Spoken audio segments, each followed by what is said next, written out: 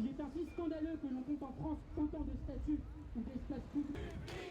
Décolonisons la République et décolonisons la République.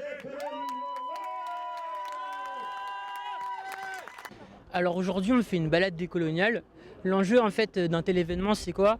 C'est de laver un peu l'affront que fait la France avec des figures en fait qu'on appelle nous des bourreaux de l'histoire coloniale, des généraux, des gens qui ont tué des gens, qui ont fait des viols pendant la colonisation. Et nous, on les remplace en fait avec ces noms qui sont donc ce qu'on appelle nous nos héros, les héros des luttes des immigrations et des quartiers populaires, des personnes qui se sont levées contre la colonisation. Non seulement des espaces publics, mais aussi des imaginaires collectifs et de l'histoire officielle. À l'exigence d'une décolonisation de l'espace public, à multiplier les... Et l'esclavage, c'est fini! Et Gallieni aussi! Et l'esclavage, c'est fini! Et Gallieni aussi! Colbert doit tomber! Décolonisons! Non, décolonisons! La République! Décolonisons! La République! Et Gallieni aussi! L'esclavage, c'est fini! Et Gallieni! Décolonisons la République. Décolonisons la République. Décolonisons la République. Décolonisons. C'est fini.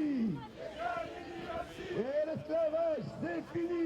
L'esclavage, c'est fini. Et Gallieni aussi.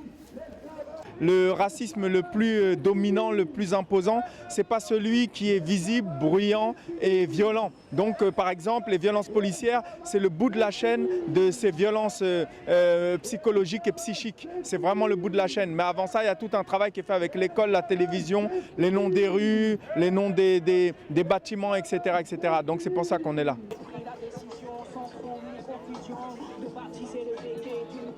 Je pense qu'on a trop longtemps fermé les yeux. Moi j'ai toujours eu un peu une sensibilité, enfin je me sentais concernée aussi parce que on voit la souffrance tout simplement, enfin voilà.